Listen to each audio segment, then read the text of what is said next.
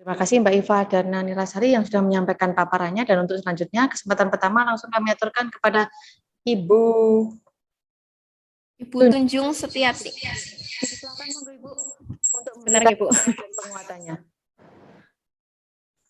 Tunjung.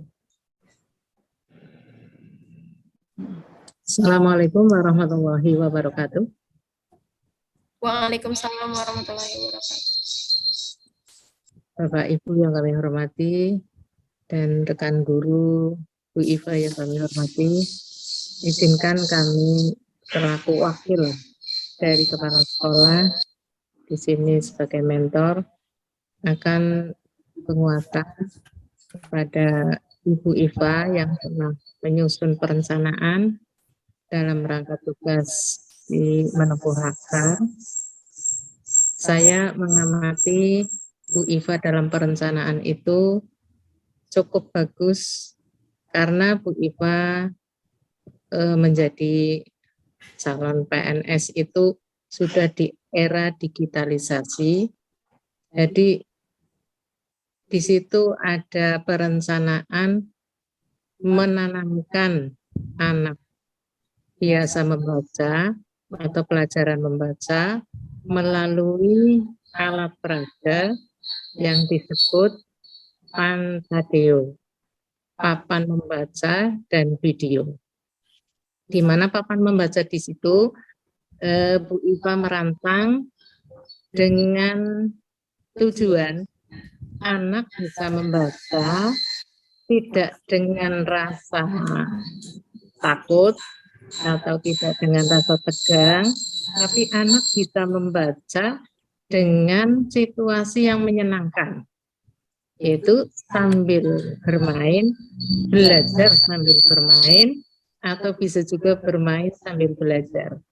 Jadi rancangannya itu pakai semacam binder, disusun sampai 5 sub ya. Nah, nanti disusun huruf-huruf, misalnya membaca, menampilkan huruf A sampai Z sampai ada 5 baris.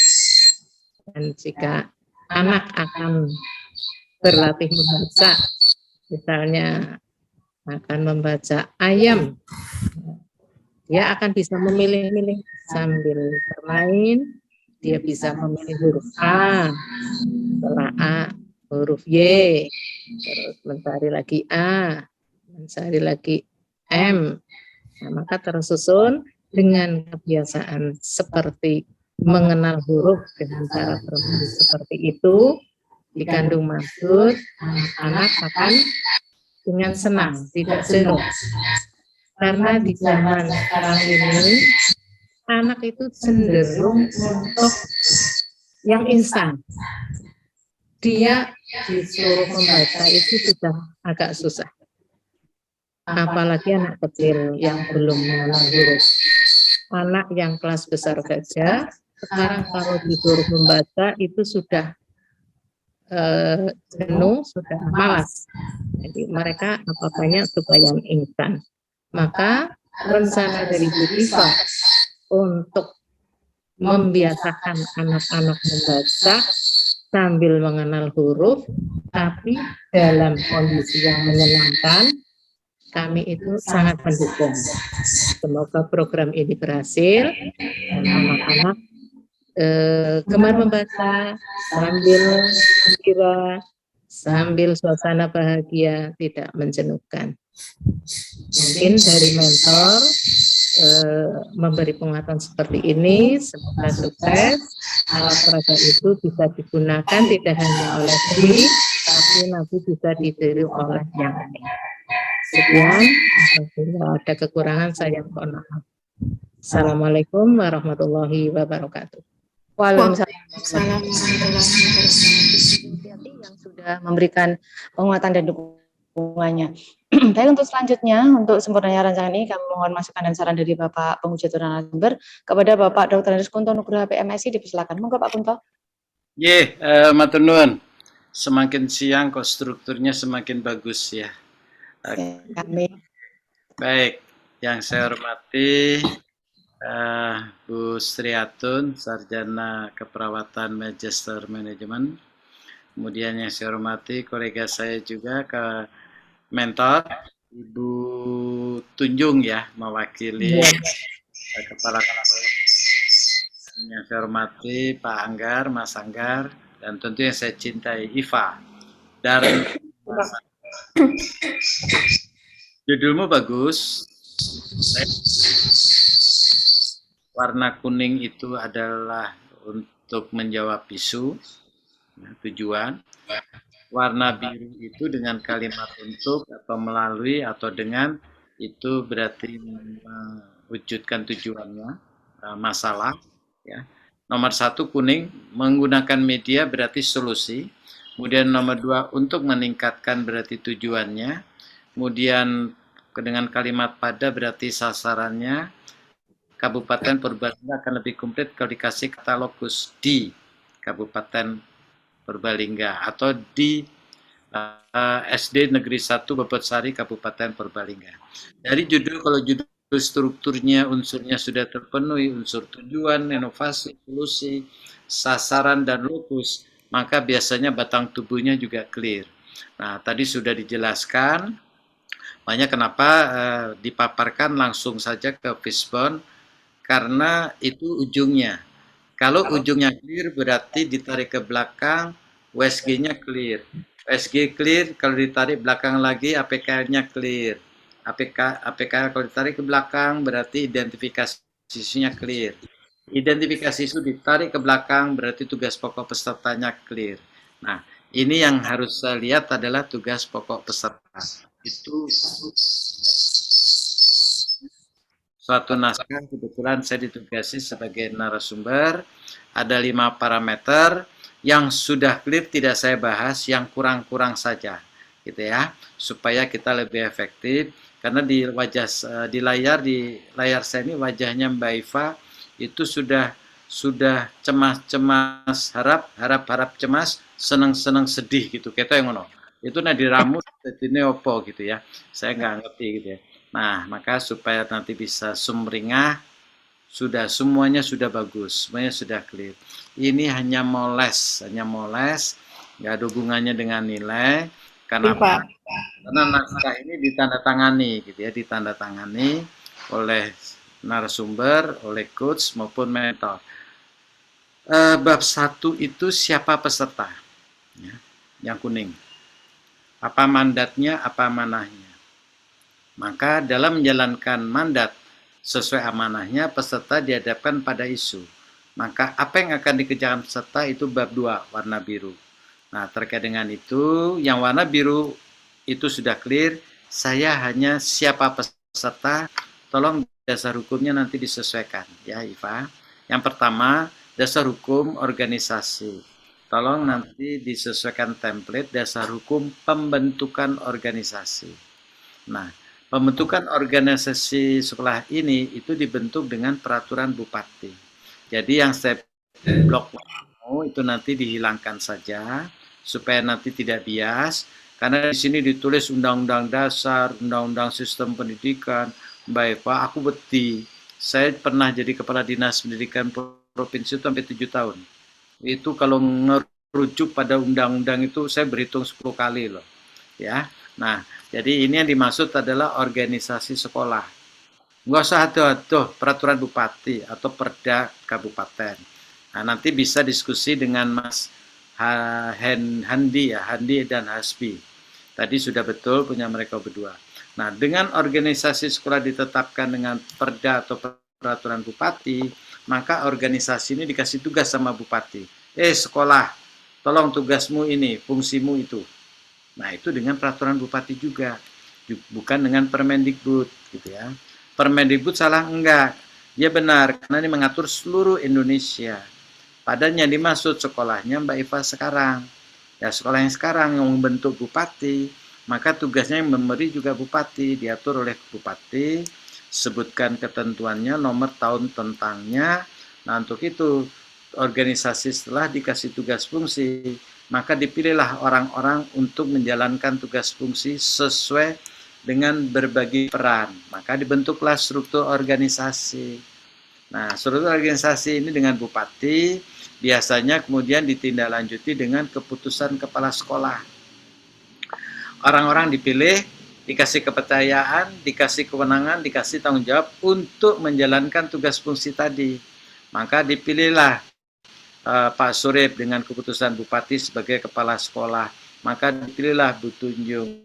Maka dipilihlah Bu Iva dengan keputusan bupati. Ditaruh, ditempatkan di sini dengan tugas wewenang dan tanggung jawabnya. Nah, supaya ini bekerja, maka kemudian harus mewujudkan visi misi bupati, gitu kan? Nah, dengan peraturan daerah tambahin tentang, nah kurang tentang peraturan daerah Kabupaten Purbalingga nomor 5 tahun 2021 tentang rencana pembangunan jangka menengah Kabupaten Purbalingga. Visinya bla bla bla, misinya bla bla bla. Nah, setelah visi misi diuraikan, kemudian itu tujuannya, mau dibawa kemana sekolah itu tujuannya tadi visi misi. Nah, dalam proses menuju tujuan itu budaya kerjanya apa? Diatur oleh peraturan bupati, betul, warna hijau. Nah, untuk itu tugas jabatan peserta. Ini saran saya, Mbak, ya, yang tak blok, set, ini dihapus, langsung ke tugas ASN, supaya tidak berubah, gitu ya. Ini dihapus yang saya blok, tapi nanti taruh di paling bawah. Jadi nomor 1 tugas ASN, undang-undang ASN, tidak usah kode etiknya, tidak usah kewajiban, tugasnya aja apa. Ya, pokoknya ditanya tugas jabatan peserta. Nah, nanti yang tidak berkepentingan ya di del aja. Kewajiban kode etik di del, ya ini di del. Terus kode etik juga di del. Nah, tugasnya saja. Terus yang nomor 2 itu jabatan fungsional guru dari Permenpan. Nomor 3 tugas pokok guru, ini dari Permenpan juga. Baru nanti yang di atas yang di delta ditambah ini. Itu nomor 4 tugas peserta. Berdasarkan surat keputusan dilengkapi dong, sayang. Surat keputusannya siapa? Nomor sekian tentang apa? Maka itu tugas peserta. SK Bupati tentang CPNS, kemudian diamanahkan sebagai guru apa gitu ya, yang biasanya ditindaklanjuti dengan keputusan kepala sekolah tentang tugasnya. Itu saja dari saya, masukan di bab 1 untuk dasar hukum, dan yang isu dan sebagainya karena sudah diskusi panjang tadi. Maaf, Bu Mentor juga sudah ngasihkan reasoning ya, semuanya sudah selesai dengan alur. Hanya pesan saya, pastikan yang pertama rancangan kegiatan ini yang sudah didesain di sini ya. Ini kan sudah didesain by Eva. 5 kegiatan untuk menyelesaikan isu dan tahap-tahapannya termasuk hasilnya, kemudian jadwalnya sudah ditata. Pastikan ini jalan. Tidak boleh ada satupun tahapan kegiatan yang tidak jalan. Kalau tidak jalan berarti core isu di Fishbone tidak selesai, berarti gagal. Maka pastikan ya sayang, 1 bulan ini semua harus jalan. Maka konsultasi, bangun komunikasi konsultasi dengan mentor, dengan rekan sejawat, ke atas, ke samping, dan ke teman-teman yang lain. Yang kedua pesan saya adalah jadilah guru dengan hatimu, jangan jadi tukang guru. Good luck sayang, saya yakin kau bisa. Saya tunggu.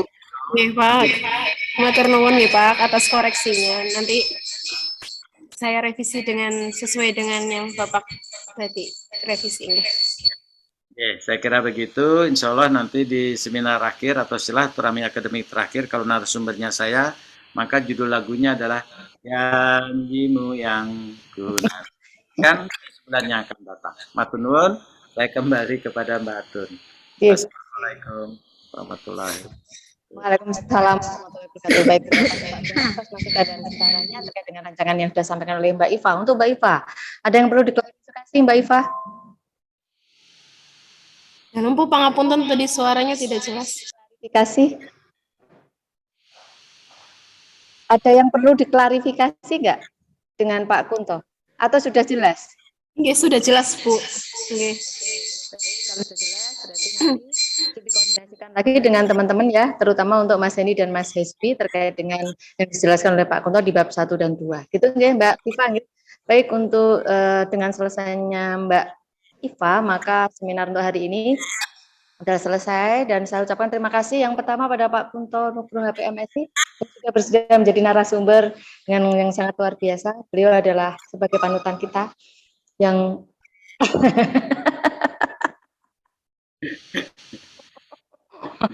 saya tidak bisa mengucapkan dengan kata-kata. Terus kemudian saya ucapkan Ibu Tunjung yang sudah ketemu untuk mendampingi atau menjadi mentornya Mbak Iva dan Mas Anggar yang sudah memfasilitasi kami di hari ini sehingga seminar hari ini lancar dan mudah-mudahan teman-teman semua bisa menyelesaikan kegiatan yang sudah direncanakan semuanya dan mudah-mudahan bisa mengaktualisasikan apa yang menjadi jangan di 30 hari ke depan nanti. Baik, untuk seminar hari ini saya mohon maaf apabila ada tutur kata saya yang kurang berkenan dan saya akhiri. Assalamualaikum warahmatullahi wabarakatuh. Waktu saya kembalikan ke Mas Anggar. Terima kasih Bu Sriatun, terima kasih Bapak Kunto, dan terima kasih Ibu Tunjung Setiati telah hadir pada hari ini untuk sebagai mentor dari Mbak Iva, dan selamat Mbak Iva telah melaksanakan seminar dan nanti dilanjutkan dengan aktualisasinya. Untuk selanjutnya dipersilahkan monggo Ibu Tunjung Setiati dan Bu Iva bisa live karena seminar sudah selesai untuk lanjutkan kegiatan berikutnya. Terima kasih. Terima kasih Bapak, saya izin live nih. Mbak Tun, Ya, Bapak. tanda tangan tadi ya sudah saya WA.